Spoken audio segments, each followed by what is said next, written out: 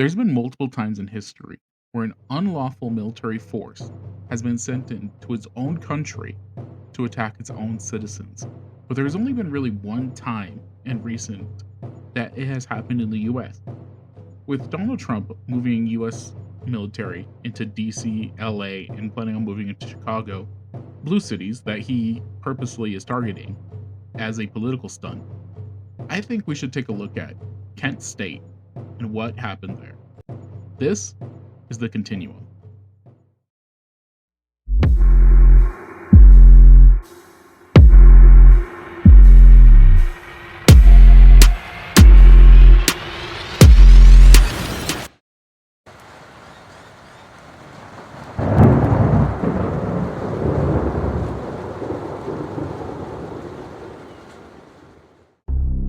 It is the spring of 1970. America is already a country divided, and the wounds of Vietnam are bleeding into every corner of the nation. Nearly half of 1 million US troops are overseas, fighting a war that many Americans no longer believe in. On college campuses, the air is heavy with tension, rebellion, and fear. President Richard Nixon has just gone on national television, announcing the expansion of the war into Cambodia. His words are framed as a necessary step to shorten the conflict, but to the young men and women facing the draft, it feels like betrayal. Instead of winding down, the war is spreading. Instead of peace, it's escalating. Across the country, students' protests flare almost immediately. At Kent State University, a mid-sized school in northeastern Ohio, the announcement strikes like a match on dry grass. Students there have long been active in anti-war movement. But this is different. The invasion of Cambodia is not just another distant policy decision. This is the line they cannot accept. The town of Kent itself is no stranger to conflict, a small industrial city with working class roots. Its residents often look at the university with suspicion. To many locals, the long-haired students protesting the war are not patriots, but troublemakers. The divide between campus and community grows sharper as news of the protests spread. By May 1st, just one day after Nixon's speech, Kent State campus is alive with energy. Flyers appear on bulletin boards. Groups of students gather on the commons university-wide. Open green space. There's talks of rallies, marches, and resistance. For the students, this is not just about Cambodia. It is about their generation's future. Every escalation overseas increases the chance that one of them will be called up, shipped off, and may never return. At the same time, America's political atmosphere is hardening. Just days earlier, Nixon had referred to the anti-war demonstrators as bums. To many in the government, these students are not citizens expressing dissent, but enemies of order. Governors, mayors, and police forces are already preparing for what they see as chaos. Ohio's governor, James Rhodes, is especially blunt, a tough-talking Republican with an eye on higher office. He has little patience for protests. He believes that student radicals are undermining the nation from within. His words to the press in early May will be some of the most inflammatory in the entire crisis. On campuses, the mood shifts hour by hour. Some students are energized, filled with a sense of purpose, convinced that they are standing on the right side of history. Others are weary, knowing that confrontation could bring violence. And many, caught between these poles, simply want to go about their studies. But history does not wait for neutrality. The stage is set. The forces of protest and power are about to collide. What begins as an angry, defiant campus rally will soon spiral into a tragedy that shocks the nation. Kent State is about to become a battleground.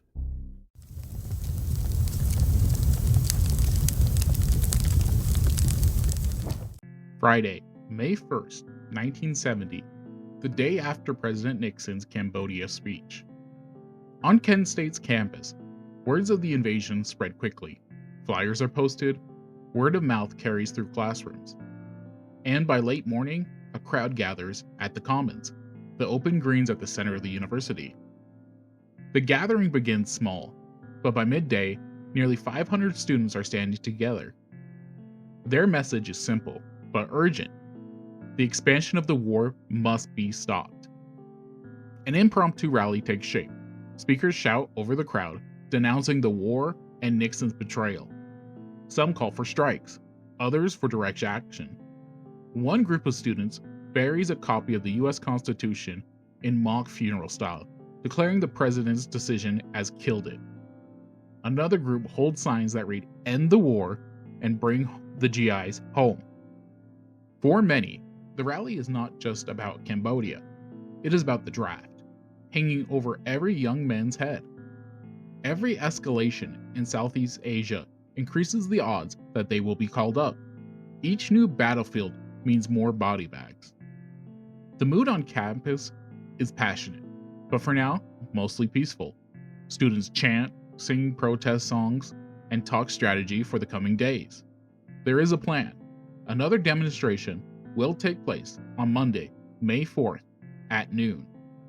Few imagine that date will soon be burned into history.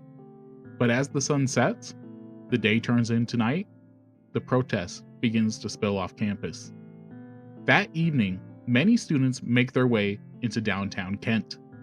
They gather in bars, coffee houses, and on the streets, fueled by anger, frustration, and alcohol. At first, it is only chants and slogans, but as the night grows longer, the mood shifts. Bottles are thrown, windows shattered. A bonfire is lit in the middle of the street. Police are called in to break up the disturbance. But the students, angry and emboldened, refuse to scatter quietly. Local residents watch nervously. For them, the students' actions aren't political protest, but dangerous lawlessness. Tensions between town and campus, already strained, begins to snap. By midnight, the downtown is in chaos. Police cars are damaged, stores are looted, and a bank's window is smashed. Tear gas drifts through the streets as police attempt to regain control. The mayor of Kent, Leroy Strum, alarmed by the destruction, makes a fateful call. He contacts Governor James Rhodes and asks for the National Guard. In that single request, the course of the weekend is set. What begins as student protests against a distant war is now about to bring armed soldiers to a campus in Ohio. By the time the first night of the protest ends, the stage is no longer one of speeches and chants. It is one of confrontation, fear, and escalation. The lines are being drawn: students against authority, protest against power, dissent against order, and both sides are preparing for what comes next.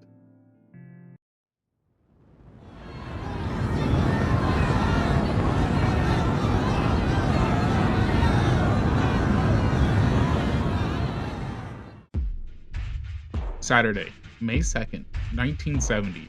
The city of Kent is tense. The night before, the downtown streets had descended into chaos. Windows smashed, bottles thrown, a bonfire in the road. Police used tear gas and clubs to disperse the crowds, but the damage was done. The mayor, under pressure from frightened business owners and angry residents, had already made his call to Columbus. He wants the Ohio National Guard on hand. The request goes to Governor James Rhodes, a politician who has built his reputation on being tough on crime and unrest. For Rhodes, Kent's disturbance are not isolated events.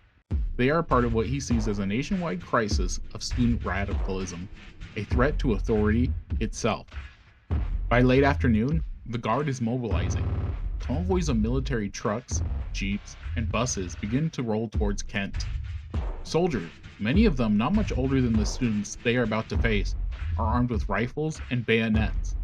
For them, the order is clear: restore order at any cost.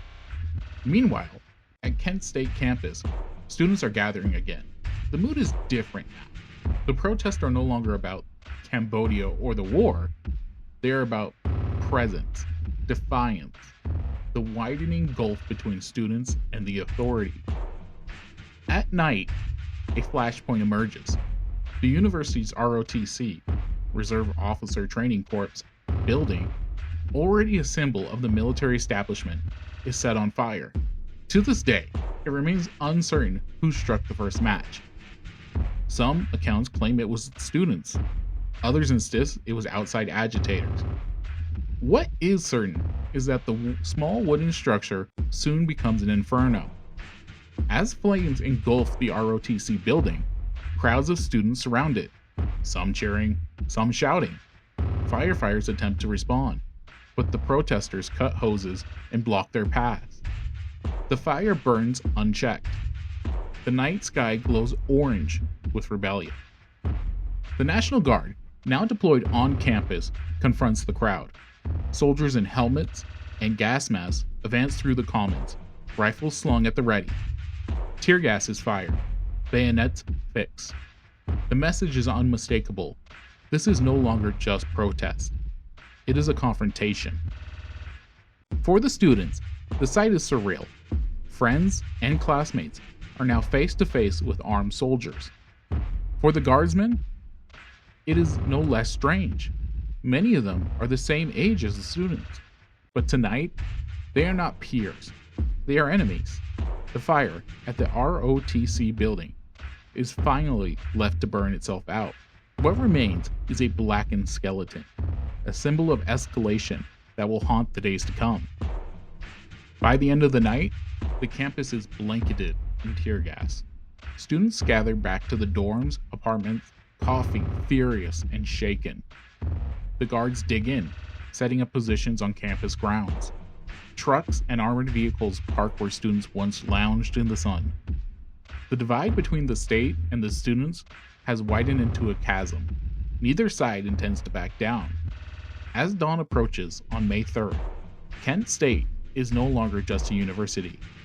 It has become an armed camp, and the countdown to tragedy has already begun.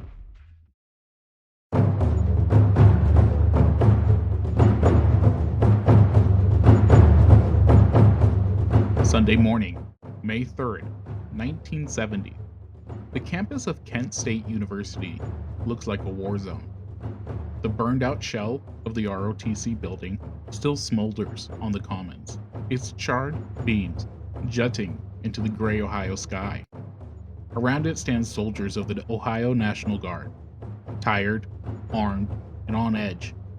Their trucks and jeeps are parked on the campus lawns, rifles slung over their shoulders, bayonets fixed. The students wake to a new reality. Their university has been transformed into an occupied zone. For many, fear is the first reaction. Helicopters buzz overhead. Tear gas canisters lie scattered across the sidewalks, and the soldiers patrolling with a watchful eye. But for others, fear quickly turns into defiance. This is their campus, their home, and they resent the soldiers' presence. Throughout the day, confrontations flare. Small groups of students gather near the commons and along the walkways, shouting at the guards. "Pigs off campus," they chant. Some throw rocks or clumps of dirt. The guardsmen often respond with tear gas, forcing crowds to scatter. But the standoff is more than just physical. It is political. Governor James Rose arrives in Kent that morning. Facing reporters, he delivers one of the most inflammatory speeches of his career. His voice drips with contempt for the protesters. "They're worse than the brown shirts," he declared. "Worse than the communist element and the night riders and vigilantes. They are the worst type of people that we harbor in America." His message is clear. He views the students not as citizens with grievances, but as enemies of the state. He vows to eradicate the problem and announces that the Guard will remain on campus as long as necessary. The words electrify the already volatile atmosphere. To students, Rose has declared war on them. To the Guard, it sounds like a license for force. Meanwhile, on campus, students try to regroup. Meetings are held in dormitories and cafeterias. Some want to push harder, to keep rallying, to prove that they are not to be intimidated. Others plead for calm, fearing what may come if the Guard is provoked further. But even the moderates are shaken by the images around them. Bayonets glinting in the sun, soldiers marching across familiar lawns, helicopters circling above. It feels like the front lines of a battle, and not one person is quite sure who's going to strike first. By evening, the Commons once again become a stage for confrontation. Students hurl rocks and insults. The guards fire more tear gas, advancing in formations with shields and rifles. The standoff lasts for hours, punctuated by coughing, shouting, and hiss of gas canisters. Night falls, but the tension does not. Dormitories echo with rumors. The guard is planning mass arrests. Students are preparing massive rallies for the next day. The governor has given the order to crack down harder. May 3rd ends without bloodshed, but the feeling on campus is unmistakable. The situation is spiraling out of control. Neither side trusts the other. Neither side is willing to back down. The countdown has nearly reached 0. Tomorrow, the confrontation will explode. Tomorrow, shots will be fired. And by the end of May 4th, students will be dead.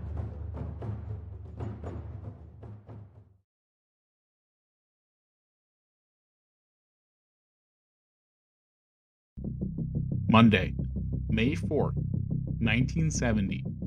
The morning begins quietly, deceptively so. The spring air is cool, the sky hazy. Across campus, students head to class, but many already know a rally has been planned for noon on the Commons. By mid-morning, tensions hum beneath the surface. The guard is still on campus, soldiers in helmets and fatigues move in groups, rifles in hand, poised at key points. Their presence is impossible to ignore. Shortly before noon, students began to drift towards the Commons. Some come ready to protest, carrying signs, chanting as they arrive. Others come just to watch, curious to see what will unfold. By the time the clock strikes 12, nearly 2,000 people are gathered, students, faculty, and onlookers. The guard issues orders. The rally is banned. Disperse immediately. But the crowd doesn't move. Instead, chants swell louder. End the war. Bring the soldiers home. A few throw rocks or clumps of dirt. The guard responds with tear gas. Canisters arc through the air, hissing and spewing clouds that sting eyes and choke lungs. The students scatter, then regroup, shouting defiantly. The Commons become a swirling chaos of smoke, noise, and movement. Frustrated, the guard begins to advance. With bayonets fixed, they march across the field, pushing the students uphill towards Blanket Hill, a rise near the campus parking lot. The students retreat, but many stay close, taunting, shouting, and some throwing stones from a distance. At the top of Blanket Hill, the guardsmen pause, facing the crowd below. Some soldiers are visibly exhausted. Many have been on duty with little rest since Friday night. Their gas masks hung on their side, sweat dripping beneath their helmets. The students remain below, still chanting, still refusing to fully disperse. Then, without warning, the guardsmen turn, move a short distance back towards the parking lot, and suddenly wheel around. In that instant, 28 of them lift their rifles. A few seconds of silence. Then the crack of gunfire shatters the air.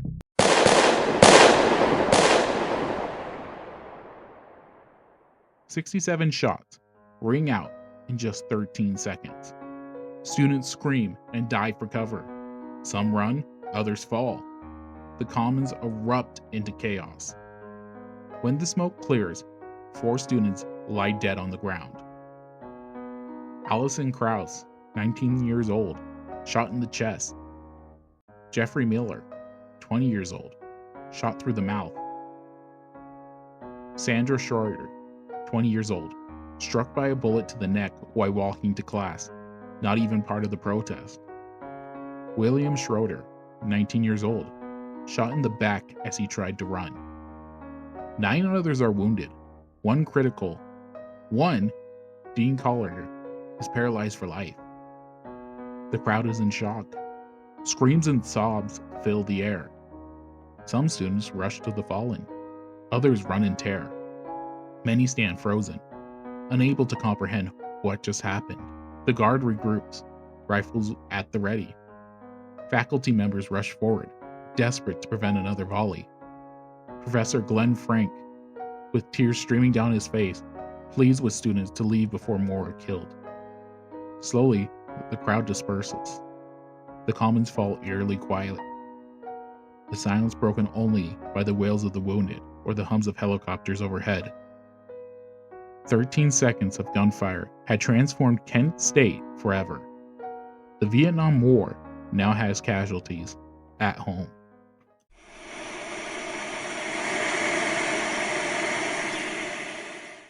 The smoke from Blanket Hill still lingers over Kent State University, but the shock has spread far beyond the campus.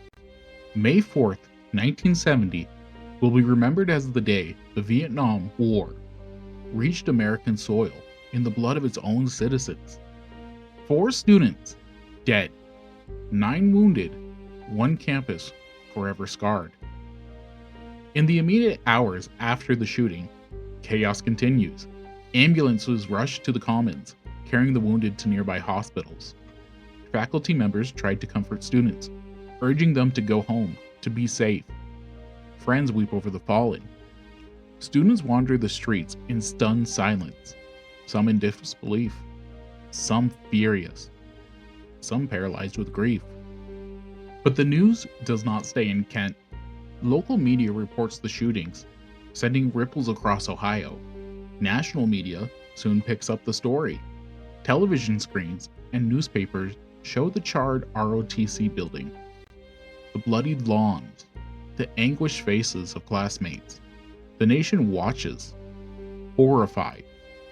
By the next morning, protests erupt on campuses across the country. More than 400 universities and colleges stage strikes in solidarity with Kent State. Students walk out of classrooms, march in city streets, and demand accountability. Buildings are occupied, classes are canceled. The nation's youth is united in grief and anger. The Nixon administration responds with measured rhetoric. President Nixon expresses sadness over the deaths, but stopped short of condemning the actions of the Ohio National Guard. The vice president warns against further protests, calling student demonstrators troublemakers and un-American agitators. Governor James Rhodes doubles down.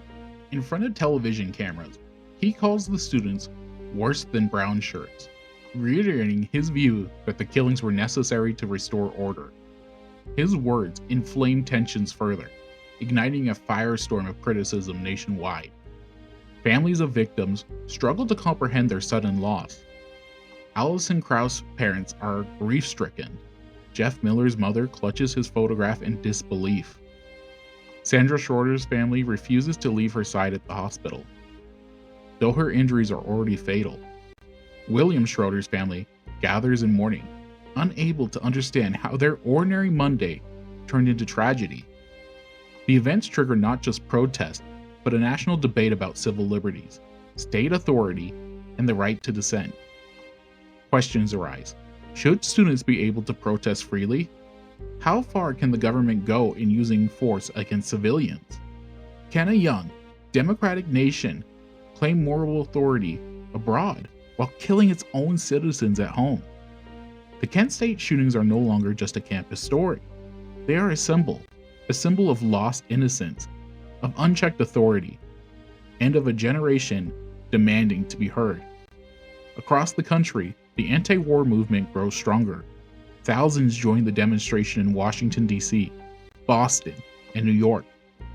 Strikes shut down factories and schools. The voices of the young, once ignored, now echo in every corner of the nation. And yet, despite the outrage, no immediate legal consequences touch the guardsmen who fired the shots. Accountability is delayed. The families of the victims face an uphill battle. Justice, if it comes, will be slow, incomplete, and contested. Kent State University itself closes for the remainder of the semester. The Commons is coordinated off. Students leave campus carrying grief and anger. And as the nation watches, it begins to reckon with a new reality. In America, the price of dissent can be deadly. May 4th, 1970 has changed everything.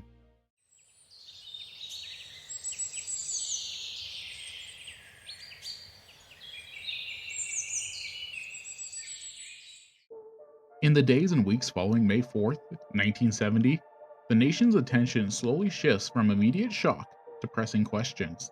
Who was responsible?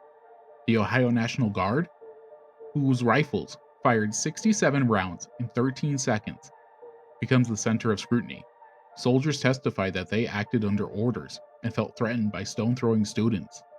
Many of the guardsmen were barely out of their teens, trained for military engagement, not crowd control.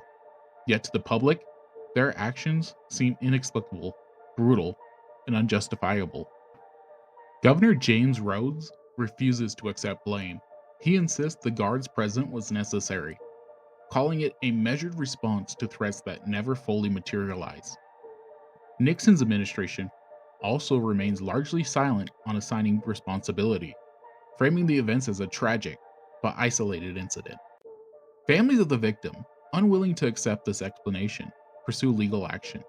Civil lawsuits are filed against the state of Ohio and the National Guard. For years, the courts become a battlefield of their own. Legal arguments focus on whether the guardsmen acted negligibly and within their orders. Questions arise. Could a reasonable person consider the students a threat?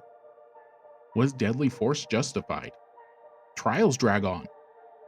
Initial federal charges against the guardsmen are dismissed. A sense of frustration and injustice grow among the survivors and the victims' families. Evidence, including photographs, student testimonies, and news footage, is scrutinized. Lawyers argue over intent, order, and command responsibility. Finally, in 1979, nearly a decade later, a settlement is reached. The state of Ohio agrees to pay out $675,000 to the families of the 4 students killed and the 9 wounded. No guardsman is criminally convicted. For many, the settlement offers financial compensation, but not justice. The legal system has failed to fully hold those responsible accountable. Yet the story does not end with money. Kent State becomes a symbol of civil rights and protest. Scholars, journalists, and historians continue to examine the shooting, debating ethics, authority, and the proper limits of state power. Students across the country carry the memory forward, learning that dissent, while dangerous, is a core part of democracy. Survivors of the shooting remain haunted. Some struggle with lifelong trauma. Others dedicate their lives to activism, speaking publicly about the dangers of unchecked government authority and the importance of protecting the right to protest. Even decades later, Kent State resonates as a warning. The state can wield immense power over its own citizens, and accountability is neither imminent nor guaranteed. The tragedy reshaped America. It altered the way students approach protests, the way police and military approach civil demonstrations, the way a generation viewed authority. The echoes of May 4th are still felt in the corridors of the college, the chamber of government, and the hearts of those who demand justice. Kent State is no longer just a university. It is a living memory, a symbol of courage, tragedy, and the long struggle for justice in a democratic society.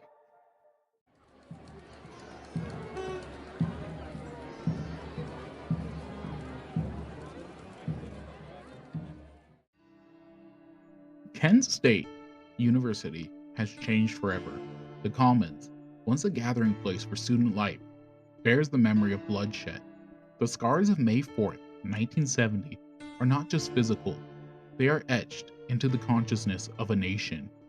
The immediate aftermath of the shooting sparked nationwide outrage, but the long-term effects reach far deeper.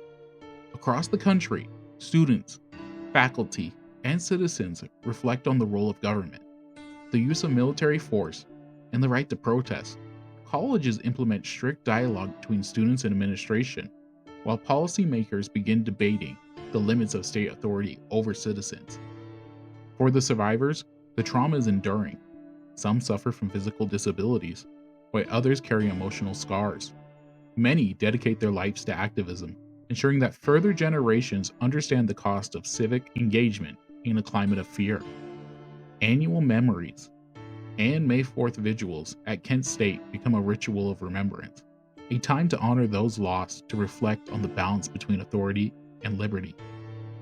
The Kent State shooting becomes a powerful symbol in American culture.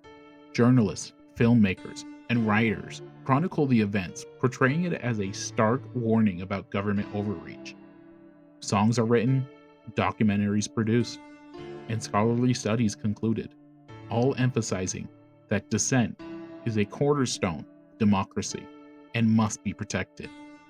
Politically, the shooting influences the anti-war movement. College strikes and demonstrations accelerate across the nation, forcing policymakers to reconsider the public's appetite to continue involvement in Vietnam.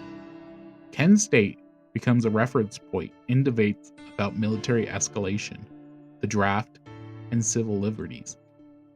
Yet the lessons are complex. The legal system failed to bring full accountability. Governors and military officials largely escaped criminal liability. Money was offered, but justice, true justice, remained elusive. This duly underscored the sober reality. Even in a democratic society, state power can operate with impunity.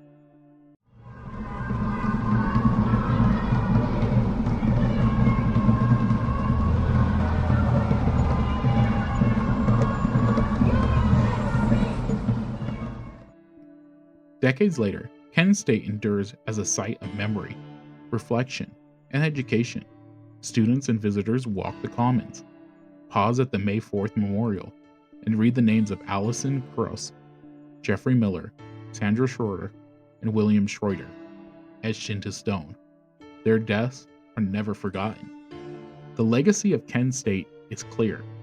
This is a story of courage and tragedy, of a generation's demand to be heard and a government's lethal miscalculation.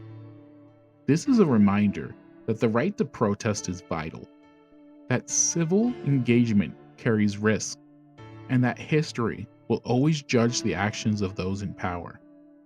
In the end, Kent State stands not just as a university, but as a symbol of enduring struggle between authority and freedom, a cautionary tale for every generation.